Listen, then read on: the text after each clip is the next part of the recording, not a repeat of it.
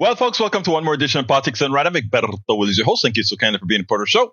We're going to have a great show for you today. And no, Alistair Waters, I'm not on the road today. I am back in the comforts of the studio where I can actually type, see the chat, talk to you, and do all that good stuff. Anyhow, welcome aboard. Welcome aboard.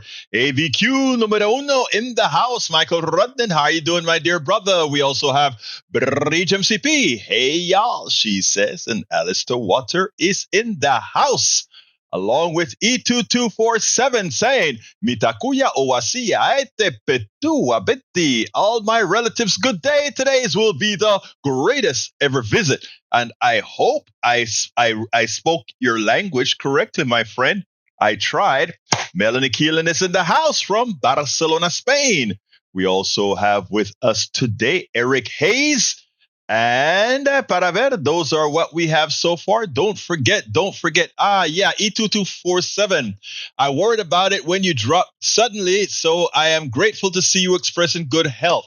I dropped and I didn't know. I thought I was transmitting all along as she phoned me and she said, Dad, don't you know that you stopped transmitting? And I'm like, oh my God. I stopped it, restarted it. And the transmission came back into the fold, I guess, 10 minutes or so thereafter?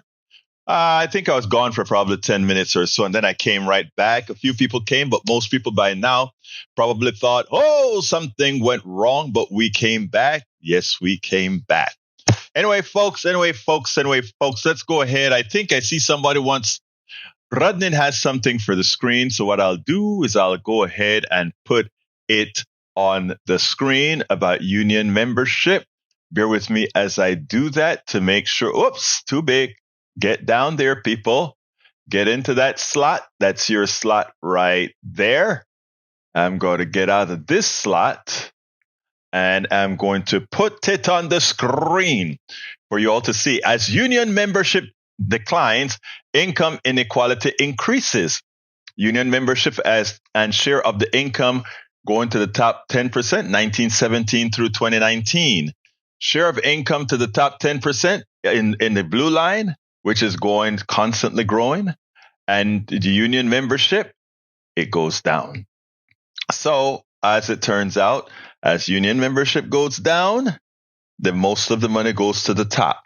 But guess what? We plateaued and we've started to make a change. That 2020 figure that you see there in that chart is going to be substantially changed, in my humble opinion, pretty soon. Okay, The Guardian from Michael Rudnin said, Bernie Sanders bangs gavel and intervenes to calm tensions after the Republican Senator Markwayne Mullin challenges Teamsters Union boss Sean O'Brien to a fight. The face-off began when Mullin read out a tweet O'Brien sent earlier this year after another committee room confrontation, as if he wanted to finish it here. This is so laughable. Markwayne Mullin will never live down that Bernie Sanders had to talk him down after instigating a fight. These guys are children. These guys are boys. You don't see women do that. Well, Marjorie Taylor and Boebert, I guess, whatever Boebert's first name is. But most of the time, you don't see them do that. But those guys are so childish. Oh, we'll pick up our fists and we'll fight it off. That is so stupid. And I don't like to use that word on air, but you guys understand what I'm saying. All right, Michael Rodney also says, can someone do me a favor on if any video you've already watched with Israel-Palestine as a topic? Please type ceasefire in the comments, then refresh after 2 minutes to see if your comment is still there. Just one word, ceasefire. When I do this, the comments get auto-deleted as if YouTube is shadow banning the ceasefire hashtag. Oh, wow, I didn't know that. Anybody tried it? Try to validate what Brother Rudnin is saying there. All right, let's see what else we got here. AVQ says, can someone do me a favor? Oh, I read that one already. What else have we got here? Okay, says, Egberto, that is the greenies should be pissed about polluted drinking water in your area, but for all of Houston. 2 forks of the San Jacinto River with 2 different color normals and white from pollution. Where is the media like you reporting on this? Nowhere, because there is no ideology to it. That's not true. If you drive, let me just give this, Eric. The TCEQ and all these other environmental agencies have failed us, and they continue to fail us. But we have to be supportive of these guys, or rather, we got to be supportive of politicians who really care about the environment. If you go up 242, you'll see humongous mulching plants right on the San Jacinto riverbed. You'll see rock crushing plants on the San Jacinto riverbed, a riverbed that floods all of the times. What are you talking about? We talk about that all the time. But we can't get the regulations to fix it. Why? Because you guys don't like regulations. Republicans don't like regulations. So, my friend, before you say those things, and by the way, I know the guy who writes that blog, reduceflooding.com, he's actually a friend. He's a pretty, I guess, right of center, but he's a good guy. Forgot his name, but he's a good guy. All right. E2247 says, Egberto, I was worried. I read that one already. Eric says, question, is this your typical drug story talked about on your show? Former UH basketball star Reggie Chaney died of fentanyl overdose. Medical examiners rule. This is why our Southern policy from Washington needs to change. Really? Tell me, how does changing our policy on the southern border stop that person from getting fentanyl to quelch his pain, to squelch his own? Look, one of our members recently asked the question, why are so many medicating with drugs, whether it be fentanyl, alcohol, marijuana, whatever the case it may be? Why are people doing that? It has nothing to do with, with it coming across the border. Coming across the border is fulfilling a capitalistic dream. That capitalistic dream says if there is a need, if there is a demand, supply will appear. So instead of us trying to fight the supply, what we must fight is what's causing people to use the drugs. Our system fails because we continue to follow the supply side methodology. And it's simply wrong. It's sick. It makes no sense. Oh, you think if you cut the supply that the need is going to go away? If you had a supply that had no need, that supply would go away. Come on, man. Stop buying into the right-wing ideology, because actually it's based on intelligence. Let's remember that. On intelligence. Welcome aboard, Lee Grant. He says, hey, y'all. Paul Flynn is in the house from ATL, Atlanta. But he says, Egberto Willis, screen. Oh, the screen. What's wrong with the screen? I have it on the screen. I think I put it on the screen. It's on the screen. Oh, for the screen, you want something new. Okay. I missed. I thought you were telling me I didn't put Rudnin stuff on the screen, so I will put it on the screen. Oh, wow. You want to get me in trouble, Breach, but I'm going to read it because it makes sense. Let's read this. Auschwitz-Birkenau, 1940 to 1945. Hitler killed 200,000 children, mainly Jews. Average 127 children per day. Slaughter over. All right. Gaza stripped. November 2023, children killed 5,000, mainly Muslim. Average pace 178 children per day. Slaughter ongoing. Look, it's not controversial to tell the truth, right? And the truth is, I see a big difference between Hamas and Netanyahu's driven IDF.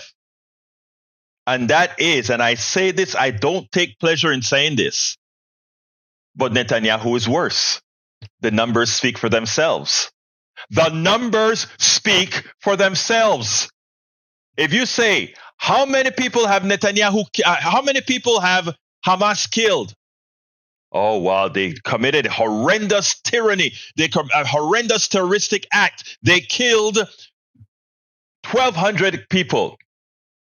Then you say, okay, how many people in retaliation did Netanyahu and the ADF kill? 12,000 people, 10 to 1. 10 to 1. Now, forget about history for a second. Let's just look about the life of human beings. Don't be fooled by the propaganda. Don't allow yourself to think differently. When 10,000 Panamanians died to get Noriega, 1 to 10,000, or for those who want to accept the 4,000 numbers, 1 to 4,000, whatever number you want to accept. Whatever number you want to accept. Don't justify that when these superpowers come out to kill, the killing becomes a killing field. And there is absolutely no justification. You can create stories, you can create narratives, you can try to justify it. It cannot be justified. If you stack 12,000 bodies and stack 1,200 bodies, they're all dead. They are all dead. And you just bring somebody from outer space to take a look at that. What do you think they see? What do you think they see? And for them to just say Israel has the right, which they do, Israel has the right to defend themselves. Yes, they do. But they do not have the right to indiscriminately kill and then they're using people as human shields. If they're using people as human shields, then they're human shields, and you don't go there, because you know what those human shields are doing? They're doing the same thing in both directions. They are shielding you from Hamas, and they're shielding Hamas from you. That seems like a good status quo to me, until you can go independently and knock off the people who have done you harm. But no, it turns out that there is absolutely no difference between Netanyahu and Hamas. Oh, I'm sorry. There's a 10 to 1 difference between Netanyahu and Hamas. Netanyahu kills a lot more. Netanyahu murders a lot more. It sounds terrible to say it. And for those who are going to say, but Israel has the right to defend itself. Yes, but it doesn't have the right to kill innocent people. And if you allow the media,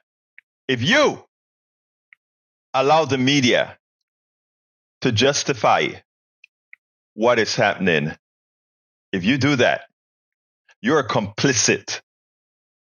You're complicit. And the blowback, unfortunately, when blowback comes in these situations, the blowback doesn't only affect those who were unsympathetic. The blowback doesn't affect those who actually were righteous. In fact, if you take a look at some of the people who Hamas murdered, some of the people who Hamas kidnapped, they were good people. They were the people that were looking for peace. My God, folks, we have to tell our government. I agree with all the people who say ceasefire, ceasefire, ceasefire. I agree. Lee Grant says, how will you get Hamas to agree to a ceasefire?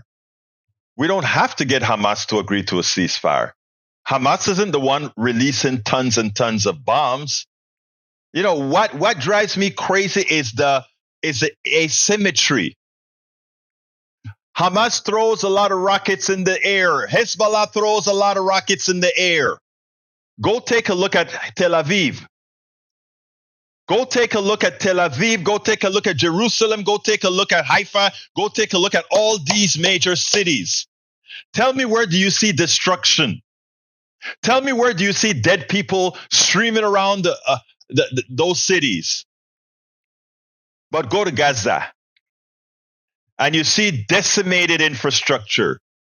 You see killings. You see skulls and bones and blood and all the nastiness of war. And you want to tell me that the real destructors here is Hamas? The real destructor is Hamas? Look, what Hamas did was murder. What Hamas did was a terrorist act. But please don't deceive, don't make believe that your eyes are not telling you the truth of what you're seeing. My God, don't the dead bodies keep you up at night? I mean, when I'm on the spinner at night, I turn the channel to something more pleasant to look at. I turn the channel to something more pleasant. Why? I just can't take it. And for those who simply justify the killing field that Netanyahu is putting out there, the killing field. All right, Paul Fleming says Fox News blames inflation on Biden. The Fed blames workers for getting paid too much. Show of hands, who here is paid too much? But a major driver is corporations using inflation as an excuse to jack up prices from beyond the cost, hence the recent record profits. Exactly. And I have, during the Thanksgiving holidays on KPFT, I will be playing my interview with the one and only Richard Wolff, who will detail all that stuff, Paul Fleming. But thanks for bringing it up right here. Eric K says, quit letting people in the millions and focus on the drug industry instead. That is a policy change. No, that is a silly change. If you concentrate on the people and you make sure that people have good lives, they don't look for something to chill the pain. They don't look for something to attenuate their pain. You know? I live a very happy life because I love people. I love making change. I love working towards change, right? So I'm happy. But I have the wherewithal to be happy. Like most of you. But those that have to be on drugs just because. Brother, it's tough. Fix the people's problems and the drug problem goes away. The problem with when many in the Republican Party is that they don't know how to think critically. They see the buds coming out of the ground and they just chop the bud off, as opposed to saying, let's go to the root. You get rid of the root. You never have to chop the bud again because the bud never comes back. Right? Okay. Let's see what else we got here. Alistair says 90% of fentanyl comes through legal ports of entry. Thank you for that information, Alistair. I think Brother Rudnin, I think a few weeks ago, pointed something to that effect out as well. Let's see what else we got here. Eric Hayes says, but Egbert, you say all fentanyl users are abusers. They're not. I didn't say that. I didn't say they were all abusers at all. I don't know. I don't think you could find any part in the tape that says that. Let's see. Let's see what else we can have here. I'm scrolling down. Paul Fleming says, I watched my son struggle, not knowing what he wanted to be in this world. Drugs was his escape. As a parent, I wish I could have known in the begging out, but when I found out, I couldn't reach him. Fentanyl use is a world crisis. Exactly, Paul, exactly. And I remember that fateful day. I was in D.C. taking care of my daughter. She was on the verge of after that second major stroke. And I remember feeling your pain then, brother. I remember feeling your pain then. I mean, it was ripe. And that's what we got to do, brother. That's what we got to do. We have to get rid of the pain. Paul Fleming says, in the Ruby Freeman and Shay Moss versus Rudy Giuliani case, the parties have now filed their joint pretrial submission. They stipulate that because Giuliani's liability has already been established, the only thing left for the jury to decide will be damages. Beep, beep. Yes, sir. All right. Let's see. E2247 says to win 2024 election, who do you want to be POTUS for the sake of yourself and family? I think that answer should be self-explanatory. E2247, right? All right, let's see what else we got here. Paul Fleming says number of striking workers in 2021, 141,000. In 2022, 224,000. In 2023, 453,000 and counting. I love that. I love that. Michael Rudden says indiscriminate slaughter is a war crime. Brother, you're correct. You nailed it. Let's see what else we got. Para ver. We have, so, PDR Posse, I ask you, from E2247, which mode of authority does POTUS 45 rely and upon which does 46 rely? To win 2024 election, who do you want to be POTUS for the sake of yourself and family? Definitely 46 over 45. I'm with you. All right, from Bridge MCP, we have U.S. and China on cusp of deal to crack down on fentanyl. U.S. officials are finalizing an agreement with China to crack down on the export of the source chemicals used to make fentanyl, according to the two people familiar with the matter. The deal, which has been a priority for the Biden administration, is expected to be finalized and announced in coordination with President Joe Biden's summit meeting in San Francisco Bay area Wednesday with Chinese President Xi Jinping. The agreement will target companies that produce and export the source material to make the deadly synthetic opioid, said the people, who cautioned that the deal would not be finalized until its announcement. The goal would be significant limit the flow of precursor materials to Mexico, the people said. But here's the problem with that. Even as we see that, right?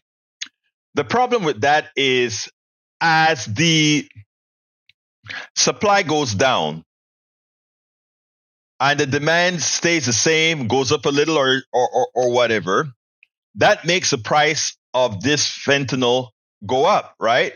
Because there's more competition for the fentanyl. And since it's going to be higher for these people are going to commit more crimes because it costs them more to get the drug. Again, the only answer is to help people not need the drug. That means making their lives bearable. It's not rocket science. It's not rocket science at all. All right. A new documentary, What I Want to Know, is a heartbroken love letter from 13 Iraq and Afghan veterans to our American public. It's seriously not an entertainment film. I hear you. Michael says, if Israel calls for a ceasefire, stops firing into Gaza, and Hamas continues firing, then we can talk about returning fire again. But it's on Israel to call that ceasefire first. And not only that, it's on Israel. We have drones. We have all the technical things you want. We just got to do it. All right? That's all. All right. Tom C says, YouTube won't stream my limerick about Gaza from Facebook. That's a shame. It's a shame. Let's see what else we got here. Bree says, oh, wow, Tom. AVQ was just saying ceasefire was being dropped on YouTube too. Well, here's Tom Sarnik's limerick. And I have to kind of read it in my head first because I want to always do it justice. All right. All right, here we go with Tom's limerick. In a hostage situation, what would the police do? Should they bomb the house and kill every Arab and Jew? Or would they try to minimize the cost in lives of innocent or lost?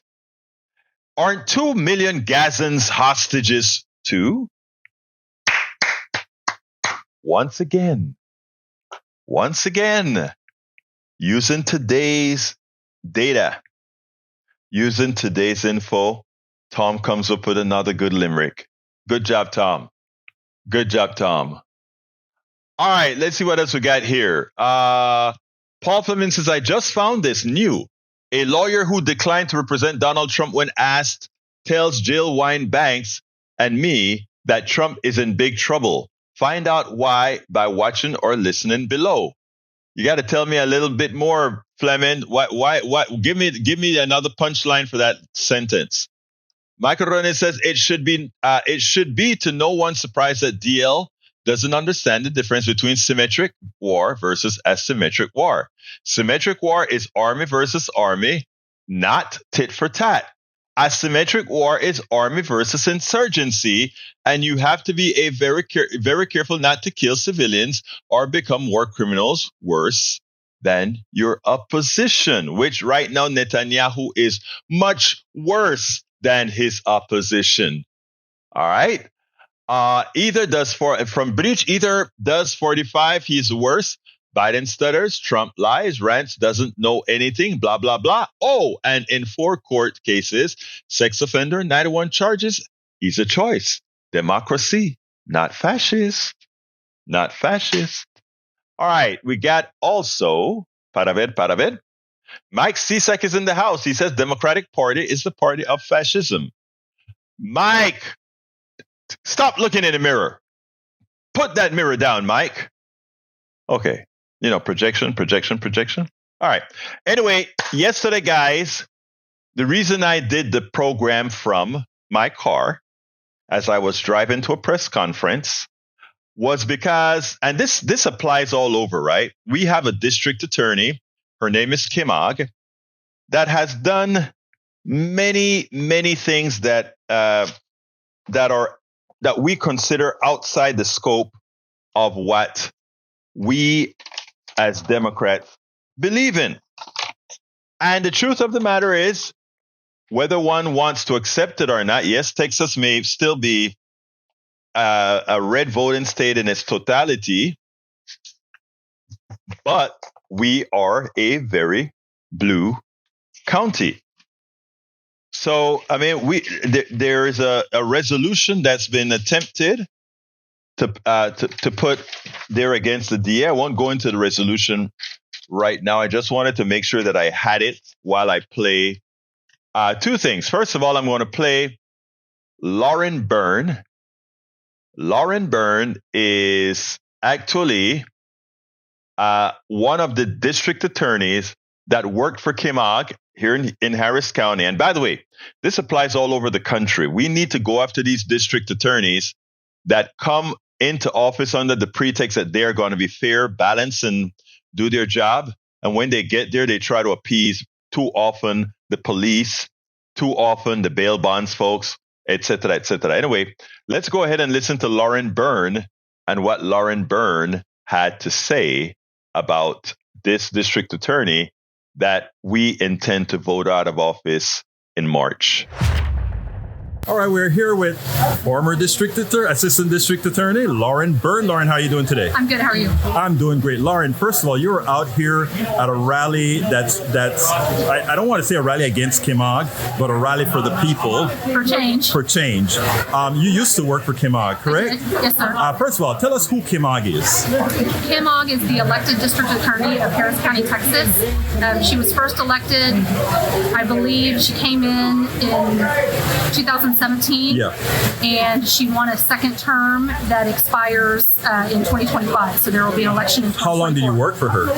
I started in the office in 2007. Kim came in 2017, and I worked there until May 2020. I left during the pandemic. Why did you leave? There are many reasons why I left, but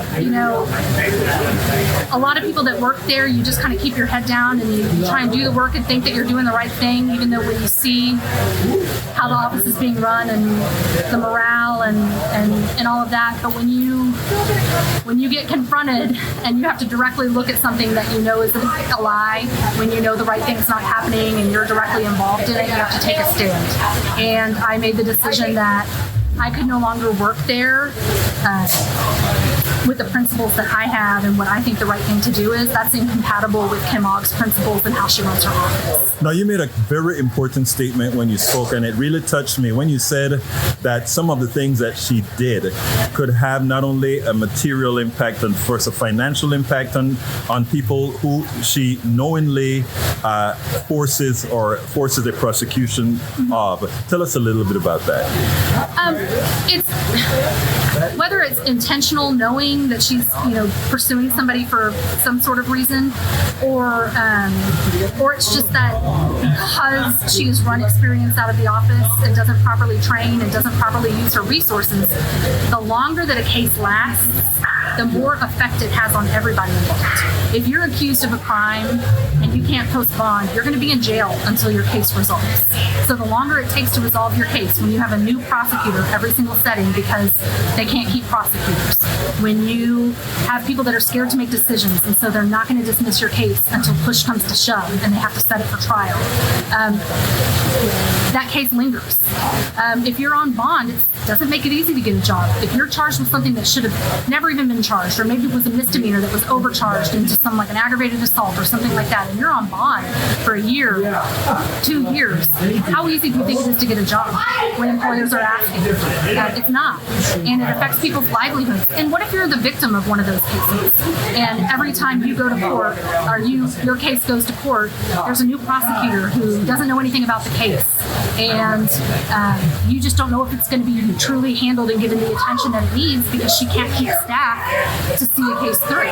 Now, I want to close. I want to make an important assessment of something that you said. Sure. You said too often it was easier to take a case to prosecution than to dismiss a case, Absolutely. even if that's what you believe was the right thing to do. Yes. Expand on that to close. Kim Ogg, when she first started, talked all about in meetings with prosecutors and her chief prosecutors about how they were going to have discretion and they were actually going to be able to exercise their judgment, unlike prior administrations, in her opinion. The moment there was a news article or something reported where somebody called a complaint about a disposition of a case, regardless of whether it was the right thing or not, she had a knee-jerk reaction because what matters more to her is her public perception and what people think of her in the office than what actually happens. And so she started making it harder and harder for me as a prosecutor to make the decision of what I know is the right thing. Now I have to run it by this person, and then this person needs to go run it by this person. To the point where a significant number of cases have to go to Kim Ogg for personal approval, which it's impossible to even get a meeting with her. She's the elected district attorney. She's out and about and, out of town, out doing things, you have to trust the people that you hire, that you put in these positions. If they are scared to make decisions, then bad things can happen. If it's easier for you to just reset a case because you can't get your boss to agree to dismiss a case because they're scared of what it's going to look like if you dismiss too many cases, then the right thing doesn't happen. Not to mention, they make them jump through. So I'm not saying you shouldn't have good reasons to dismiss a case. Okay, don't get me wrong. You shouldn't just be doing it for no reason at all. But when you have to jump through so many needless tasks to get the right outcome, you're going to say, you know what? I don't have time to do this. I need to focus on this trial case. Just set that for trial. It's easier to set it for trial, and that way you can say, sorry, the judge called us to trial and we didn't have what we needed, and so now we can dismiss, versus dismissing it early on when you know it needs to go. Lauren Byrne, thank you for your courage. Thank you. We spend a lot of time deconstructing the news, trying to parse it into a form that everybody can understand. We try to find those little nitpicks where it flies above the fray, etc. If you really like these videos that we do, I want to ask a big favor. Please go ahead. Number 1, subscribe to our channel. And number 2, please join if you can. Thank you so kindly for watching. Keep watching. Please remember to share. We must populate the entire internet with our progressive message, a message that we know is what most Americans say that they want. So help us, please join. Absolutely so. Absolutely so. Well, here is Michael Rudney's new piece, or rather, the 14 defining characteristics of fascism. 1, powerful and continuing nationalism. 2, disdain for human rights. 3, identification of enemies as a unifying cause. 4, supremacy of the military. 5, rampant sexism. 6, controlled mass media. 7, obsession with national security. 8, religion and government intertwined. 9, corporate power protected. 10, labor power suppressed. 11, disdain for intellectuals and the arts. 12, obsession with crime and punishment. 13, rampant cronyism and corruption. And 14, fraudulent elections. And it seemed to me like we are 14 out of 14 right now. So we better watch it. We better watch it. The ingredients are there. We have to prevent them from mixing them into fruition. All right. What else we got here? Let's see. Para ver, ¿qué más tenemos? Well, let me go up and start scrolling down. Let's see. Okay. Carl Cox says, Egberto, read Carl's post. Yeah, I don't see a Carl's post in there. Just a Carl. Just that one thing that you just have there, Carl. If you have a post, you'll have to put it in again, I guess, my friend, because the boogeyman must have eaten it, as Ratnanis says. Let's see what else we got here. Keith Dolberman reports no longer do you see any video of 45 on stairs either going up or down. Is 45 too infirm to be photoed navigating stairs, especially after he saw Tuberville fall on E-Fans? Oh, my God. All right. Tom C. says, hey, Daniel, if I wrote a children's book of limericks for children, it would likely be banned in every red state, especially in Florida. I know. Paul Fleming says, after Univision executives meet with Trump at Mar-a-Lago, Univision cancels Biden campaign ad buys and canceled a booking with Biden's Hispanic media director, Maca Casado, to respond to the Trump interview after it aired on the network's late new broadcast. Oh, wait a minute. When did this occur, Paul Fleming? I've got to look that one up. That is suspect. I want to look that one up. My God.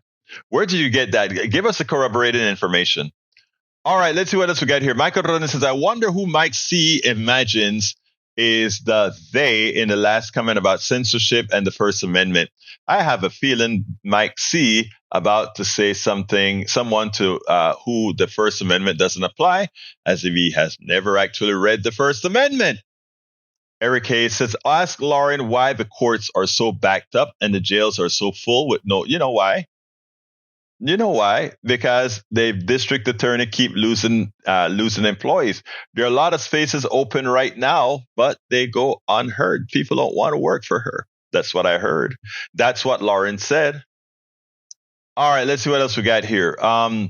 Alistair Waters says, are you listening to the interview, Eric? She's explaining the backlog. Exact. Thank you for saying that, my friend.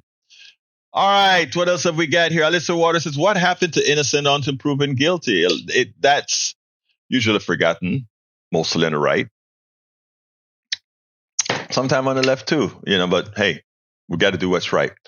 Bridge MCP says, you are wrong, DL. Trump and many GOP are fascists. Read the list.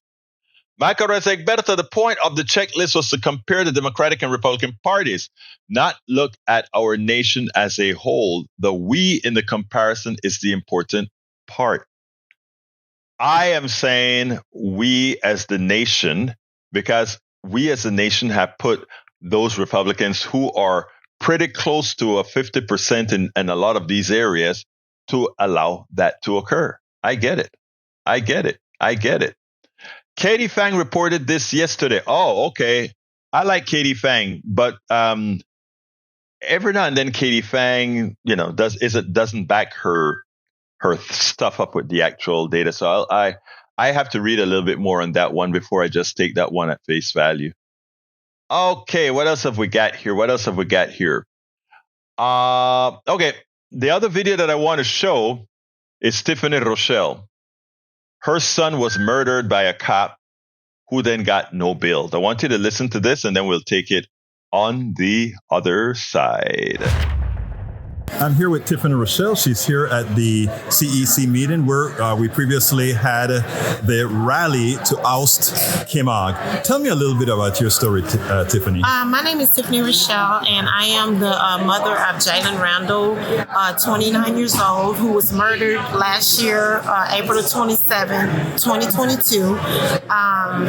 They were going out into the neighborhood to do a warrant pursuit, and my son got into a vehicle with his friend, and they proceed on to leave the neighborhood. However, the undercover police got behind them. Once they got behind them, they went some ways, maybe in the community, maybe 20 miles per hour. And as they were going, Shane Privet was actually behind my son. He made the statement that he would not live to leave the neighborhood. That's what the police say. Who's Shane? That's a police officer that was chasing your son. Shane And he Privet said, and it's on camera, that your son will not see the end of that day. He said that, this is word for word, he said that he will not live to leave the neighborhood. Okay. And once he did that, he made that statement, HPD came out of nowhere, did a pit maneuver. The car turned around. Now he's facing the officer, Shane Privet. On the passenger side of the undercover car, my son was on the passenger side of his friend's car. He gets out the car. My son gets out the car. Shane Privet gets out his car. My son, Jalen Randall, gets out of his car. He said, put your hands, before hands came out of his mouth, he shoots my son. And the bullet hit on the side of his neck. And after he shot his gun, he said, oh shit. Mm-hmm. So then they handcuffed my son. They dragged him across the sidewalk. And that way. And tell me, why did that first of all, sorry to hear about your son. Now, what was Kim Ogg's role in this entire So issue? probably about July. I'm not sure the month. I'm thinking July. They brought my son's case to the grand jury, and they no actioned it at first. So who no actioned it? The grand jury under the tutelage of Kim Ogg. Exactly. So then we were supposed to go directly. They were supposed to pick another jury that day. Mm-hmm. And when they came back to us and said, this is not the jury that we want to go by, they stringed it along. And then I guess it was about 3 weeks ago, it went back to the grand jury where they no building. So everything is on camera. Everything that happened to Jalen is on camera. Is wrongdoing. And she refuses to pursue the police officers. The police officer. So that's what we're fighting, and we're going to continue to fight until we get justice. Well, Tiffany, sorry to hear about your son. Keep up the fight, because people like you, we need out there. Thank you so much. Absolutely, people like Tiffany, we need out there. We need out there. And, Lee Grant, I tell you that question gets old. Today I made a commentary.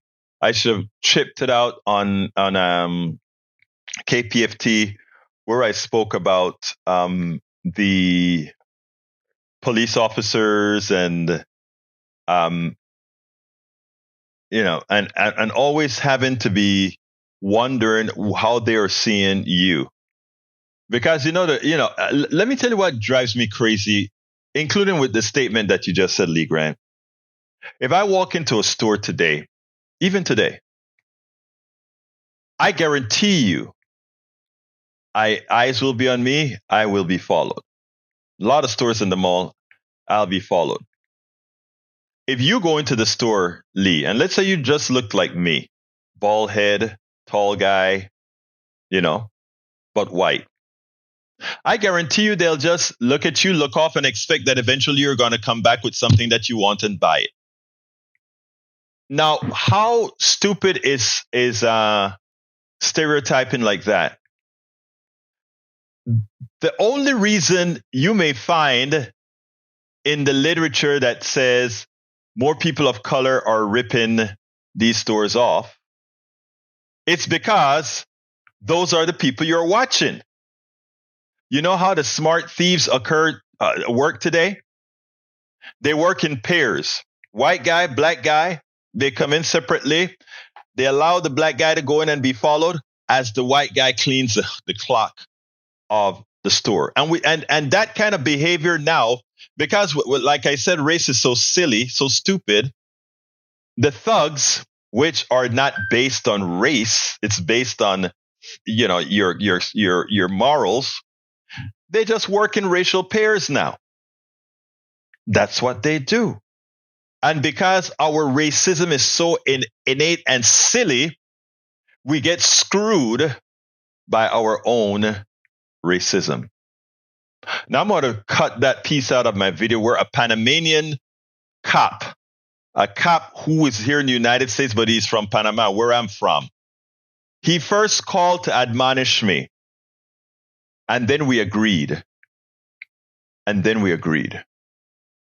All right, let's see what else we got here. Bree says, you would, Lee, SMH. Asking Lee to show something you may not want exposed starts with an R. There is no race except the human race. Agreed. Lee Grant says, I just want to know the full context of this case. There's nothing wrong with that. But I mean, if I had told you that about just a white guy getting shot up by the cops, would it take the same tonality? Grant, and don't answer now. Think about it. Test your heart and see if you really treat those things the same. All right? Test your heart. Racism aside, National Federal says 57% of theft is from employees, not shoplifters. There you go. All right. Last thing to play. Let's see. Well, I'm not going to play the Sean. Yeah, let me play Sean Tier. This is a guy who's running against Kim Ogg, and then we'll speed up the other part. Sean Tier, how you doing today? I'm great. How are you? Hey, look, it's great talking to you. I interviewed you a few weeks ago. Yes. I see you stopped by for this little rally against your opponent. What's your thoughts on the what people had to say here? You know, I'm just an interested observer, obviously, but I love grassroots movements like this. This really just reinforces everything that we've been saying on the campaign from the beginning. This is a whole host of people who have been victimized by the failures of that office, and a group of people who have been victimized by her policies and her about face for the democratic values. Now, you worked for her. Absolutely. And one of the reasons you're running against her is your feeling that she completely misrepresents the office. Yes, that's absolutely right. She misrepresents everything about the office. She misrepresents what she ran on, the true reform and progressive ideals that we all believed in when we joined her. She misrepresents how she goes about running that office right now. The office is completely bereft of any talent left. Everyone's left. No, let's get something clear here, because you're out here, but you had nothing. Did you have anything to do with this movement that seems to be developing organically? Not at all. I found out about it last week from the Chronicle when they talked about the resolution at that time with 60 some odd precinct chairs. I haven't been involved at all, but again, it reinforces everything that we've been saying. Well, you got a hell of an endorsement. Yes, so tell a little bit about it. It was amazing. It's something that we've been talking about for a number of months. Judge Hidalgo endorsing me is one of the highlights of my professional career in any capacity. She's been somebody who is just one of the most courageous leaders that we've had on the Democratic side in decades. And for her to get behind my campaign and talk the way that she talked about this race and who she knows that I am was an honor and something that I'll remember forever. It's not easy for somebody to come out against the district attorney. It takes a lot of courage. Thank you very much. My pleasure. Thank you. And that was Sean Terry, who is going to be, I think he's going to win to be the new district attorney of Harris County. Harris County District Attorney. All right. And again, Daniel Ledo, Lina Hidalgo is not a child. She's a 32-year-old woman. It's I don't know why it is that we so often, if it was a 32-year-old man, there's nobody would be saying, oh, the child or anything like that. Hidalgo is a very, very intelligent, very, very smart woman who beat, I repeat, of course, with the support of the progressives in Harris County, but she beat the old machine of Emmett. Okay, at Emmett, she beat the machine. Period. Anyway, folks, the other two subjects that I wanted to cover today had to do with, of course, the fossil fuel firms are building a bridge to chaos. More than 1,000 fossil fuel companies around the world are currently planning to build new liquefied natural gas terminals, pipelines, or gas-fired power plants, even as scientists warn that fossil fuel expansion is incompatible. I repeat, is incompatible with efforts to prevent catastrophic global warming. That's according to an updated database released Wednesday by Urgewald and dozens of partner groups, described as the most reprehensible public database, most comprehensive database. All right, let me take this call real quick. 866. Oh no, that doesn't seem like a real call, so I'll hang up on that one. That's not a real call. All right, ignore. There we go. All right. Described as the most comprehensive public database in the fossil fuel industry, the global oil and gas list covers 1,623 companies that are operating in upstream, midstream, or gas-fired power sector and collectively account for 95% of global oil and gas production. The link to the story at Common Dreams is within the blog, and we'll have that there. Likewise, 68% of the U.S. public wants Gaza cease-fire. So let's cease fire. Nearly 70% of Americans think that Israel should call a ceasefire in its attack on Gaza. A Reuters Ipsos poll released Wednesday has found around 68% of respondents answered that they agreed with the statement that Israel should call a ceasefire and try to negotiate, Reuters reported. When broken down by party, around half of Republicans and 3/4 of Democrats back this view, meaning President Joe Biden is acting against the will of the majority of his party as he refuses to urge Israel to stop its assault.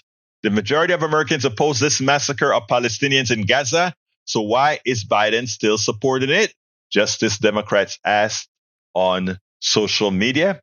Go to the link. The link to the story in Common Dreams is in the blog as well. That will be posted very much shortly, my brothers.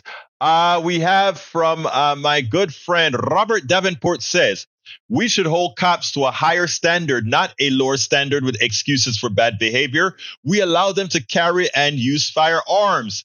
A higher standard is mandatory. To which I say, amen. You're absolutely right, Brother Davenport. As usual, you're absolutely right. Let's get busy by saying, please support the program. And how can you support Politics Done Right? You can support Politics Done Right easily, very easily, my friends. Just remember that Politics Done Right is your program. Politics Done Right is funded by you.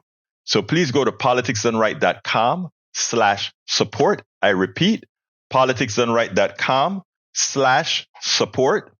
That gives you all the different options that you have to support the program.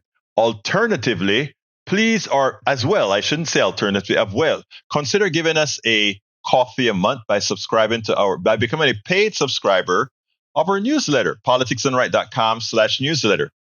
politicsdoneright.com/newsletter. Please consider becoming a supporter of our newsletter today. politicsdoneright.com/newsletter. Anyway, folks, it's about that time. that I need to get out of here. I want to thank all of you for showing up. You know, I love you. I couldn't do this without you. We're changing the world together. Call to action, says E2247, Quincy Institute. Let's see what that is all about. Giving guns to people who have businesses. Let's see. Film what you want to know. Let's see. I'll put it on the screen real quick for you, E2247. I haven't read it, but if you put it there, that means it's probably something good. So therefore, on the screen, as requested by E2247. Alistair Waters says, giving up guns to people who have no business owning firearms. Exactamente. All right, there it is. The film screening of, let me put it so that everybody can see.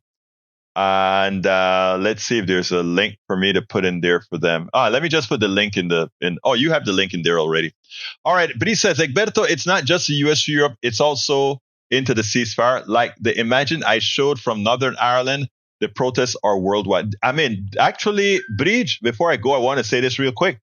I could not be more impressed with Ireland. Ireland have been in their parliament. They have been hitting Netanyahu for the war criminal that he is harder than any other governmental body I have seen thus far. To which I say to Ireland, kudos, my brothers. Kudos, my brothers. Don't fall for the false anti-Semitism. I have Jewish family. I have all kind of family. I won't allow anybody, because I believe in life, to somehow try to make our fight for life anti-Semitic. We cannot fall for it. That is what they're hoping for. They're hoping that you are so scared for being called anti-Semitic that you're going to allow Netanyahu to murder, pilfer, and plunder. No. No podemos hacer eso. Israel, Netanyahu, es un asesino. Netanyahu is a killer. Él es un matador. Anyway, folks, thank you so kindly for being here. Robert Davenport says, the Irish know a popular country can still be a harsh occupying power.